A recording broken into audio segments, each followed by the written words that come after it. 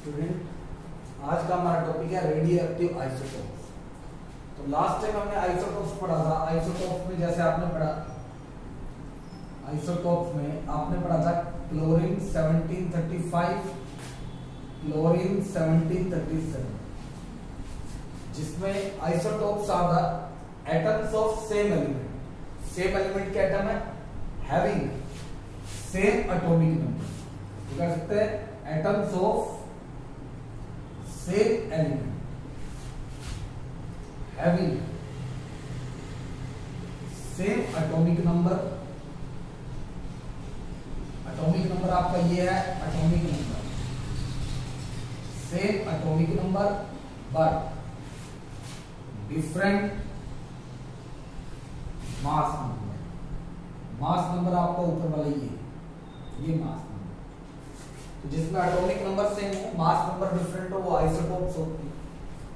अब कुछ आइसोटोप्स ऐसे भी होते हैं, जैसे ये एटॉमिक मास को आप हैवी करते जाओ, एटॉमिक मास आपका बढ़ाते जाओ, तो क्या होगा, हैवी एटॉमिक मास में इसका जो न्यूक्लियस होता है वो अनस्टेबल होता है, और अनस्टेबल न्यूक्लियस के कारण ये जो एटम है ये डिसइंटीग्रेट होना स्टार्ट हो जाएगा, यानी टूटना स्टार्ट हो जाएगा। जब ये डिसइंटीग्रेट होगा तो ये क्या करेगा, रेडिएशन को एमिट करेगा। तो कई तरह के रेडिएशन को ये एमिट करता है।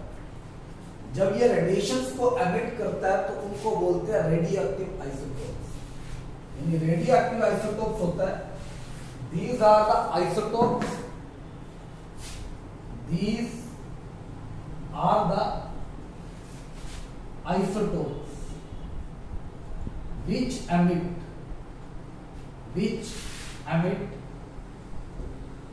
various types of radiation। जो कई तरह के रेडिएशन को एमिट करता है उसको बोलते हैं हमारे पास रेडियो एक्टिव आइसोटोप्स। अब कहते हैं इसका क्या यूज है। रेडियो एक्टिव आइसोटोप्स की अगर हम बात करें तो इसके यूजेस क्या है। यूजेस, फर्स्ट यूरेनियम 235, इसका मतलब होता है जिसका एटॉमिक मास 235 है, उसकी बात कर रहा है। एटॉमिक नंबर वैसे 92 होता है, आप ऐसे भी दिखा सकते। ये मिली है एटॉमिक मास उसका 235 होना चाहिए। यूरेनियम 235 को आप यूज करते हैं, is used as fuel in nuclear power plant।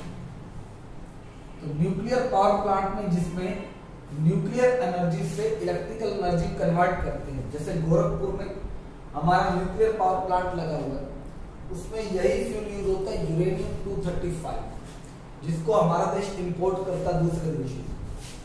तो उसका यूज करते हैं इलेक्ट्रिसिटी जनरेट करने के लिए। तो न्यूक्लियर एनर्जी को इलेक्ट्रिकल एनर्जी में कन्वर्ट करने के लिए आप इस फ्यूल को यूज करते हो, तो इलेक्ट्रिसिटी जनरेट करने के लिए।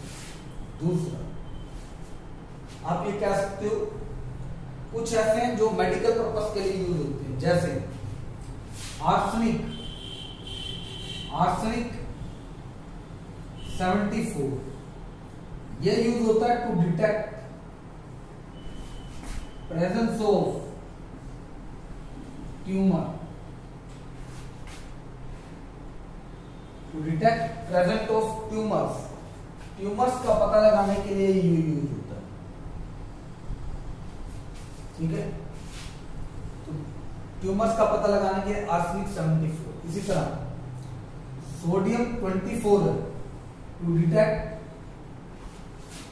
Presence of blood clot. तो ब्लड क्लॉट अगर आपकी बॉडी में कहीं है, उसका पता लगाने के लिए ये यूज करेंगे। उसमें रेडिएशन छोड़ेंगे, वो रेडिएशन जब आपके पास वापस आएंगी तो उसको स्क्रीन पर देखा जा सकता है कि कहाँ ब्लड क्लॉट हो रहा है, कहाँ नहीं हो रहा है। तो उसका पता लगाने के लिए आप यूज कर सकते हैं। इसके अलावा कोबाल्ट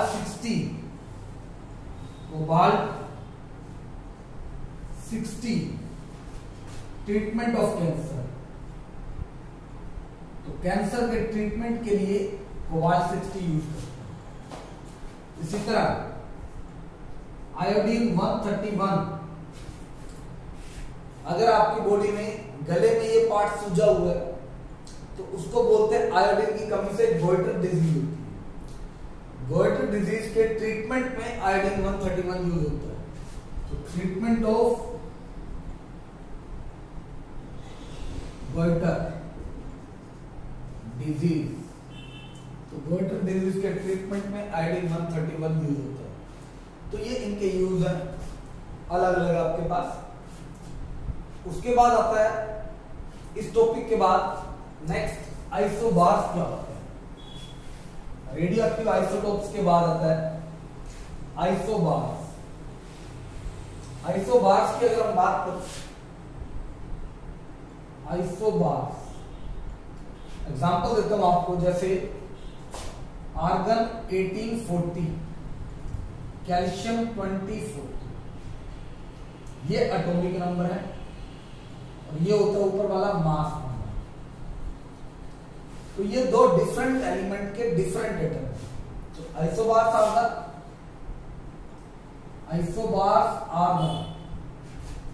एटम्स ऑफ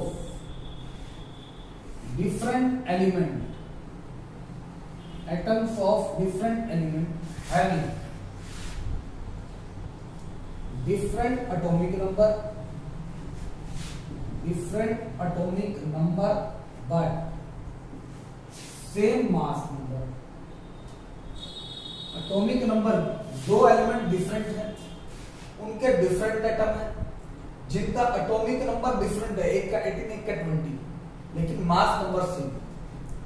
तो डिफरेंट एलिमेंट के डिफरेंट एटम का एटॉमिक नंबर डिफरेंट हो, मास नंबर सेम हो, उसको बोलते हैं आइसोबार्स। तो ये एक पेयर है आइसोबार्स। आइसोटोप्स में उल्टा होता था। आइसोटोप्स की अगर हम बात करें तो उसमें ये था आइसोटोप्स क्लोरीन 1735, क्लोरीन 1737, उसमें सेम एलिमेंट होता था, एटॉमिक नंबर सेम होता था, लेकिन मास नंबर डिफरेंट होता था। तो ये आपके पास डिफरेंस आ गया आइसोटोप्स में और आपका आइसोबार्स में क्या डिफरेंट होता है।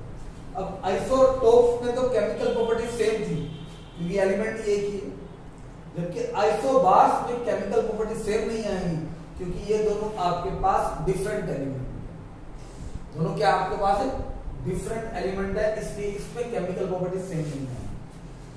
तो आपसे इसमें कैलकुलेट करवा लेता है, जैसे इसमें करना है कैलकुलेट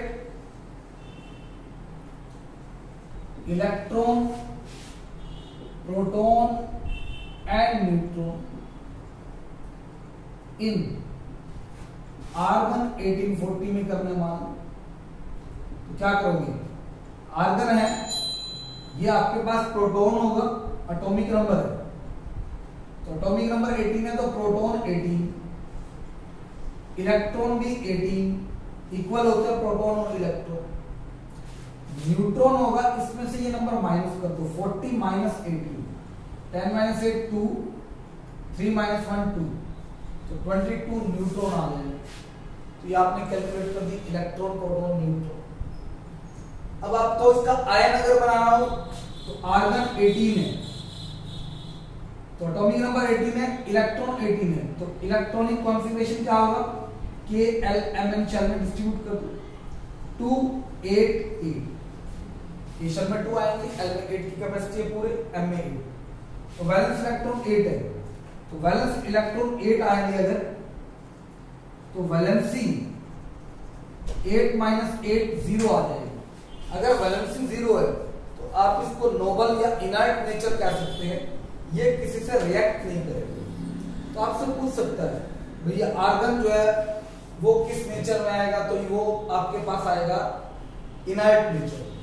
कैल्शियम की बात कर देंगे, कैल्शियम है 20, तो KLMN शेल में 2 8 10 हो गया, यहां आना चाहिए 10 वैसे, लेकिन मैंने आपको बताया था लास्ट में 10 नहीं आ सकता, तो इसको दो पार्ट्स में डिवाइड करेंगे। एक पार्ट तो हमारे पास होगा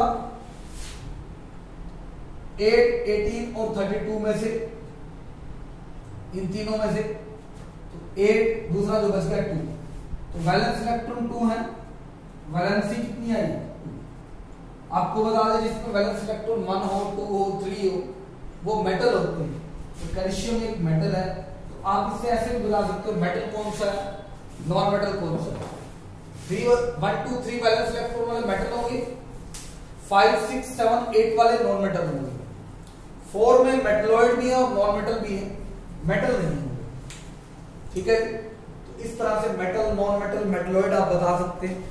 मेटलॉइड में जैसे हम कर देते हैं बोरॉन 5 2 3 कॉन्फ़िगरेशन है बोरॉन, और एक होता है सिलिकॉन 14 नंबर 284। बोरॉन और सिलिकॉन दोनों मेटलॉइड काउंट होते हैं 20 तक एटॉमिक नंबर पर। बोरॉन और सिलिकॉन मेटलॉइड है, ये मेटल हो गए 1 2 वाले, और ये आपके पास 0 वाले, जो आपके पास 0 लगा लो 5 6 7 8 वैलेंस इलेक्ट्रॉन वाले, वो आपके पास आएंगे सारे नॉन मेटल।